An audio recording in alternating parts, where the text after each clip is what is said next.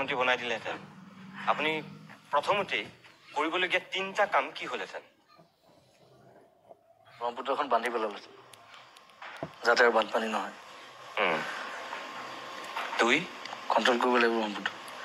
প্ৰত্যেক বছৰ এইটো এটা ডাঙৰ যন্ত্ৰণা হৈছে মানুহৰ, আৰু সেইটো চৰকাৰে আচলতে খুব চিৰিয়াছলি বস্তুটো গৱেষণা কৰি কেনেকৈ ব্ৰহ্মপুত্ৰ কণ্ট্ৰল কৰিব পাৰি সেইটো আঁচনি ল'ব লাগে আৰু কৰিব লাগে কামটো অতি সোনকালে। ভিডিঅ'টো ইউটিউবত দেখিলে লাইক এটা কৰিব, ছাবস্ক্ৰাইব কৰিব, আৰু ফেচবুকত দেখিলে পেজটো ফ'ল' কৰিব। কৰাপশ্যন বন্ধ কৰিবৰ কাৰণে কৰাপশ্যন 3 ঘোষ খোৱা কৰাপশ্যন এইবিলাক বন্ধ কৰিব লাগিব।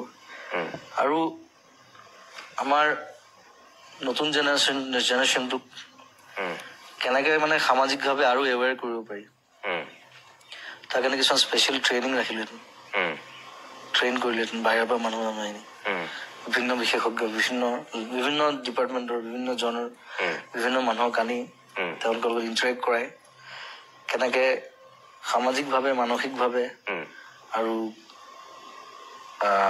কি বুলি কয় যিটো ডিপাৰ্টমেণ্টত তেওঁলোক স্কিল্ড, চব মানুহ বেলেগ বেলেগ ডিপাৰ্টমেণ্টত স্কিল থাকে, তো সেইমতে তেওঁলোকক কেনেকৈ আৰু আগুৱাই লৈ যাব পাৰিব সেইটো চেষ্টা কৰিলেহেঁতেন। কেতিয়াবা আপোনাৰ চৰকাৰবিলাকৰ কাম কাজ দেখি এনেকুৱা নালাগেনে যে মই এদিন অসমৰ মুখ্যমন্ত্ৰী হৈ যোৱা হ'লে? কেতিয়াবা মন যায় শব্দটো মোৰ লগতে আছে, কিন্তু মই একেবাৰে নন পলিটিকেল আগতে কৈছোঁ, পলিটিক্সত যোৱাৰ মোৰ কোনো ইচ্ছা নাই। পলিটিক্সৰ পৰা আঁতৰি থাকিও কেনেকৈ ভাল কাম কৰিব পাৰি সেইটোৱে মোৰ ইচ্ছা।